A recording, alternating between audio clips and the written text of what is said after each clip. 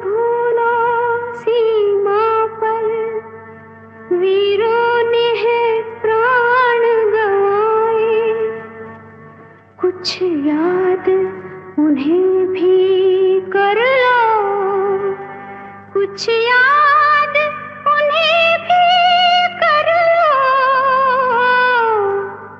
जो लौट के घर ना आए, जो लौट के घर ना आए।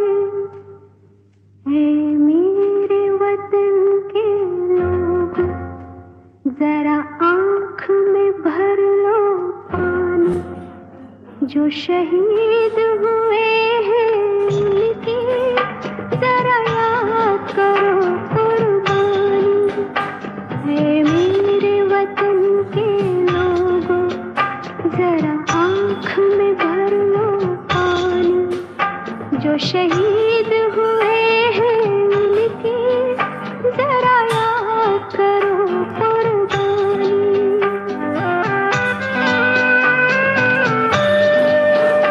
जब घायल हुआ हिमालय। हमारे आज के मुख्य वक्ता डॉक्टर विकास शर्मा, विभागाध्यक्ष राजनीतिक विज्ञान, महाविद्यालय राजकीय कन्या राजकीय महाविद्यालय पुरी से हैं। मैं उनके स्वागत और अभिनंदन के लिए हमारे महाविद्यालय के प्राचार्य जी से निवेदन करूंगी कि उनका माल्यार्पण कर स्वागत और अभिनंदन करें। साथ ही महाविद्यालय की स्मृतियां उनके स्मृति पटल पर अंकित रहे, इस हेतु महाविद्यालय परिवार द्वारा उन्हें एक स्मृति चिन्ह भी प्रदान किया जाएगा। तो प्राचार्य महोदय उन्हें माल्यार्पण करने से वादा किया है। तो अब आमंत्रित है दूसरी प्रतिभागी, कौन आना चाहेगा? है वो आपको मानवाधिकार, महिला अधिकार के संदर्भ में इस विषय में विस्तार से आपको जानकारी देंगे। और बच्चों, इसको बहुत अच्छी तरह से आपको सुनना है, क्योंकि इसमें से आपके बहुत सारे जीके के प्रश्न निकलेंगे। और अगर आपने इसको अटेंड कर लिया इस प्रोग्राम को, तो आप ये समझ लो कि आपने एक चैप्टर आपका कंप्लीट कर लिया। पॉलिटिकल साइंस में भी आपका ये चैप्टर लगता है। इसके साथ ही आप जैसे ग्रेजुएशन कंप्लीट करेंगे, आप बहुत सारे एग्जाम, कंपटीशन एग्जाम देंगे, उसमें इससे संबंधित बहुत सारे प्रश्न आपके आएंगे। तो आप इसको ध्यान से सुने और बहुत अच्छी तरह से सुने, क्योंकि विषय विशेषज्ञ आपके समक्ष हैं। आपकी कोई जिज्ञासा है तो उस जिज्ञासा का भी वो निवारण करेंगे। कोई प्रश्न आपके मन में उठता है तो आपके इनके व्याख्यान के बाद आप उससे प्रश्न का उत्तर भी दे सकते हैं। तो आमंत्रित हैं आज के मुख्य वक्ता डॉक्टर विकास शर्मा जी। स्वरूप है नारी, बढ़ जाए जब अत्याचार, काली दुर्गा को अनुरूप है नारी। खुशियों का संसार है नारी, जीवन का आधार है नारी, शक्ति का अवतार है नारी, ईश्वर का चमत्कार है नारी, घर आंगन की मुस्कान है नारी, रिश्तों का सम्मान है नारी, संस्कार की जान है नारी, स्नेह प्यार और ममता की इकलौती पहचान है नारी। महिला अधिकार पर खुश नारी, महिला को दे शिक्षा का अधिकार, क्योंकि यही है परिवार, समाज और देश की शान। सशक्त नारी को सुखी है परिवार, सुंदर जीवन का यही है आधार। मैं नारी हूँ, मैं कर सकती हूँ, मैं लड़की हूँ, मैं लड़ सकती हूँ, नहीं सहना किसी का अत्याचार, नारी शक्तिकरण है सब मुख्य विचार। अधिकार के संदर्भ में कुछ बोलना चाहती हूँ। प्रकृति ने कुछ अधिकार मनुष्य को जन्म से ही प्रदान की है। पृथ्वी पर मौजूद हर व्यक्ति इंसान को होने के नाते इन अधिकारों का हकदार है। ये अधिकार प्रत्येक इंसान को अपने लिंग, संस्कृति, धर्म, राष्ट्र, स्थान, जाति आदि के बंधनों से आजाद करते हैं। प्रत्येक राष्ट्र की ओर से नागरिक को सुख, शांति और व्यवस्था के लिए बहुत से अधिकार दिए जाते हैं, जिन्हें मानव अधिकार के रूप में जाना जाता है। मानव अधिकार का अर्थ, मानवाधिकार वे अधिकार है जो किसी भी व्यक्ति को जन्म के स्थान ही मिल जाते हैं।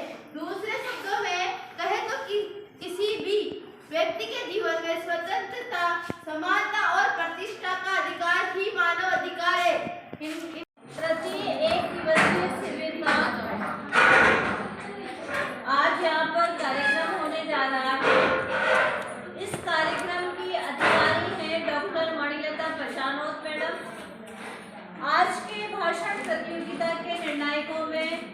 अरुणा अग्रवाल मैडम और प्यारे प्यारे बच्चों, इस कार्यक्रम में आपका अभिनंदन और स्वागत करते हैं। आज हम सर्वप्रथम भाषण प्रतियोगिता प्रारंभ करेंगे। उस प्रतियोगिता का विषय है महिला अधिकार, मानवाधिकार के संदर्भ में। तो यहाँ पर जितने भी प्रतिभागी आएंगे वो अपना अपना भाषण मानवाधिकार के संबंध में प्रस्तुत करेंगे। इसलिए सर्वप्रथम मैं आमंत्रित कर रही हूँ विनीता तंवर, BA पार्ट 3 मान्यताएं। इस शक्ति को विकसित कर उन्हें सामाजिक, आर्थिक, राजनीतिक न्याय, विचार, विश्वास, धर्म और उपासना की स्वतंत्रता, अवसर की समानता, सुअवसर प्रदान करना ही महिला सशक्तिकरण का आशय है। महिलाओं के सामाजिक और आर्थिक स्थिति में सुधार लाना यह महिला सशक्तिकरण का आशय। इससे उन्हें रोजगार, शिक्षा, अधिक तरक्की आदि में बराबरी के मौके मिल सके।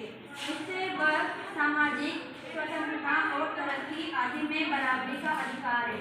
वह मानवाधिकार के संदर्भ में, तो हम बात करें मानवाधिकार के संदर्भ में, तो महिलाओं के अधिकार का महत्व जो होता है, महिलाओं के अधिकार के विषय में कुछ हक, अखंडता और स्वास्थ्य, शारीरिक करने की आज़ादी, यौन हिंसा से मुक्ति, मत देने की आज़ादी, सार्वजनिक पद धारण करने की आज़ादी, कानूनी कारोबार में प्रवेश करने की आज़ादी, पारिवारिक कारोबार में बराबर हक, काम करने की आज़ादी और समान वेतन की प्राप्ति, प्रजनन अधिकारों की स्वतंत्रता, शिक्षा प्राप्ति का अधिकार है।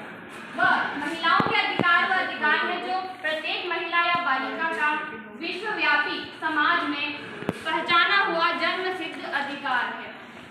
मानव अधिकार का महत्व प्राचीन काल से मनुष्य स्वच्छंद रूप से विचरण करता था, अपनी वृत्तियां हेतु प्रेरित होकर ही कार्य करता था।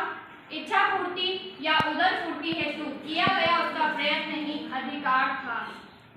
इन्हीं से माँ, बहन, पत्नी, पुत्री आदि अनेक रूपों में मानव समाज में अपना स्वरूप स्तर कर मौजूद रही है। परंतु दुर्भाग्य से पुरुष प्रधान समाज में नारी का सदैव शोषण हुआ है।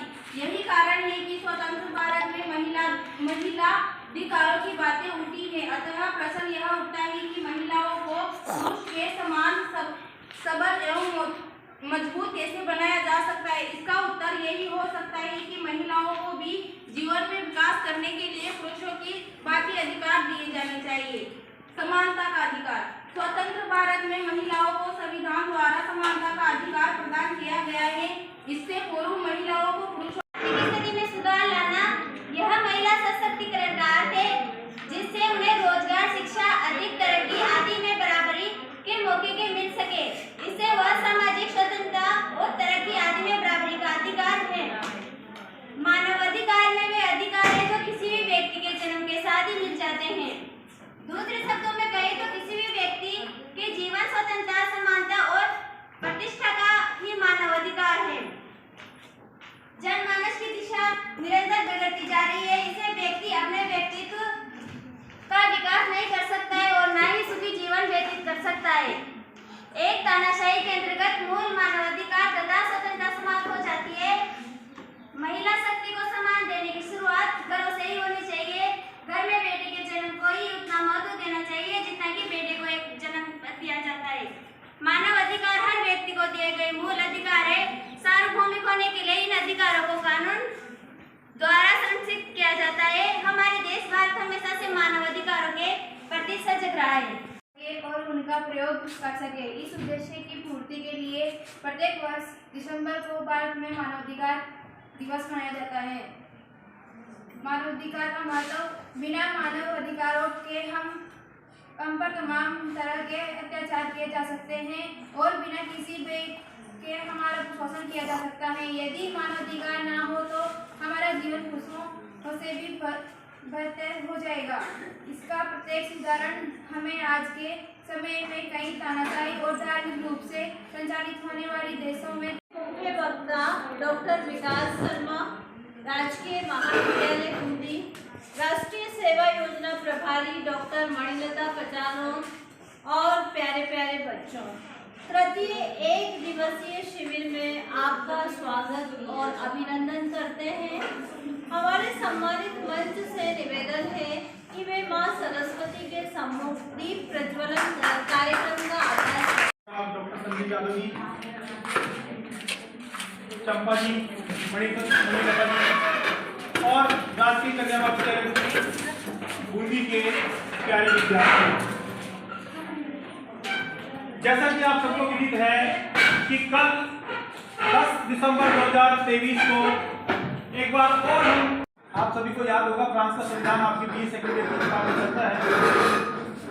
फ्रांस की क्रांति को हम विश्व की सब, उसके बाद में आपको पता है कि 5 बेसिक नीड्स की बात की गई, रोटी, कपड़ा, मकान, शिक्षा और स्वास्थ्य बेसिक नीड्स में आते हैं, मानव अधिकारों में आते हैं।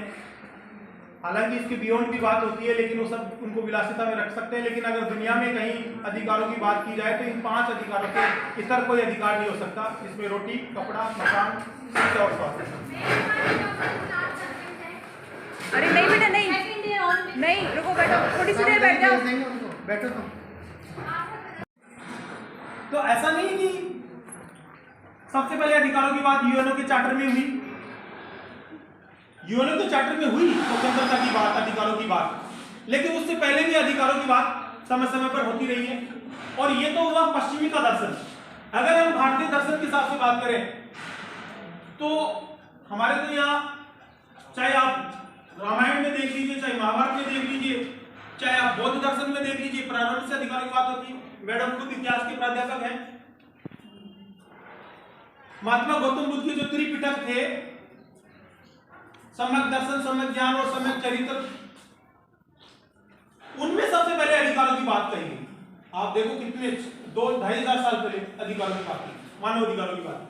वही जीवन, स्वतंत्रता और बंधुत्व की बात बौद्ध दर्शन में कही गई। और मैं आगे जब कर्तव्य को जोड़ूंगा तो फिर उसमें आप लोगों के तमाम दर्शन जुड़ जाएंगे, चाहे वो अशोक महान का हो, चाहे आपके जैन दर्शन हो, चाहे वो गुरु नानक का दर्शन हो। तो ऐसा नहीं, आपने सारगर्भित व्याख्यान हमारे बच्चों को दिया, इससे हमारे बच्चे निश्चित ही लाभान्वित हुए हैं। और बच्चों, आप लोगों की जानकारी के लिए बता दूं कि आपको कभी न कभी सर से संपर्क स्थापित करना पड़ेगा एमए पॉलिटिकल साइंस के दौरान। आपसे पहले किसी कारण से बड़ा अंतर नहीं है, ये उसी दायरे में आ रहे हैं। मौलिक अधिकार हम इनको इसलिए कह दिए गए क्योंकि इनका वर्णन संविधान के तहत किया गया है। इनका वर्णन संविधान के आर्टिकल्स में, संविधान की धाराओं में क्रम से किया गया है, इसलिए इनको मौलिक अधिकार कहते हैं। वरना अवधारणा तो वही है मानव अधिकार। तो ये बहुत पहले से चला रहा है हमारे। और उसके बाद में एक और चीज हमारे संविधान के अनुच्छेद भाग 4 में जोड़ी गई, वो है नीति निर्देशक तत्व, जिसको डायरेक्टिव प्रिंसिपल्स बोलते हैं। और उसके तहत तमाम हमको नैतिक और सदाचार के तमाम उपाय उसमें बताए गए, तमाम हमारी संस्कृति और हमारे संस्कारों को संरक्षित रखने के उपाय बताए गए उसमें। चाहे वो प्राकृतिक संरक्षण का हो, चाहे वन्य जीवों के संरक्षण का हो, चाहे महिलाओं, अभी मैंने बताया है कि महिलाओं के मानव अधिकार, चाहे वो महिलाओं के अधिकारों की बात हो। नीति निर्देशक तत्वों में स्पष्ट है कि महिलाओं को किस प्रकार हम मानव अधिकारों की श्रेणी में लाया जा सकता है और किस प्रकार उनके मानव अधिकारों को बढ़ाने की आवश्यकता है समाज को। ये आप लोगों को बखूबी। लेकिन बात यहां आती है कि जब हम मानव अधिकारों की बात करते हैं तो अधिकार तो सबको चाहिए, हर व्यक्ति अधिकारों की बात करता है, लेकिन अपने कर्तव्यों को भूल जाता है। अब आप मेरे को बताओ, क्या कोई व्यक्ति अपने कर्तव्यों का पालन नहीं करेगा तो किसी के अधिकार सुरक्षित रह सकते हैं? जैसे मान लो साफ स्वच्छ जगह आपका बैठने का अधिकार है, लेकिन वो तब संभव हो पाएगा जब दूसरा व्यक्ति गंदगी नहीं करे, तभी तो होगा। जैसे मान लो स्वच्छ प्राणवायु लेने का आपका अधिकार है, लेकिन वो तब संभव होगा जब दूसरा व्यक्ति प्रदूषित नहीं करे वातावरण, तभी तो संभव होगा। स्वच्छ पेयजल आपकी आवश्यकता है, लेकिन पानी में कोई मिलावट या पानी में गंदगी नहीं फैलाए, तभी तो संभव होगा। तो हमारे यहाँ समस्या क्या है कि हम अधिकारों की बात तो करते हैं, लेकिन फिर कर्तव्यों को भूल जाते हैं। और बिना कर्तव्यों के पालन के, बिना कर्तव्यों की प्रस्तावना के हम अधिकारों को पूर्ण रूप से निष्ठा से लागू नहीं कर सकता। बताओ कर सकते हो क्या? कर सकते हो? आप बताओ। और एक और खास बात मैं आपको बताऊं कि राइट टू एजुकेशन जो 86वें संविधान संशोधन के तहत आया 2002 में, राइट टू एजुकेशन ऐसा कंसेप्ट है जिसको अधिकार में भी तोड़ा गया है और उसको कर्तव्य में भी तोड़ा गया है, उसको अधिकार में भी तोड़ा गया। अब जैसे पढ़ना आपका अधिकार है, पढ़ना क्या है? आप सबका अधिकार है।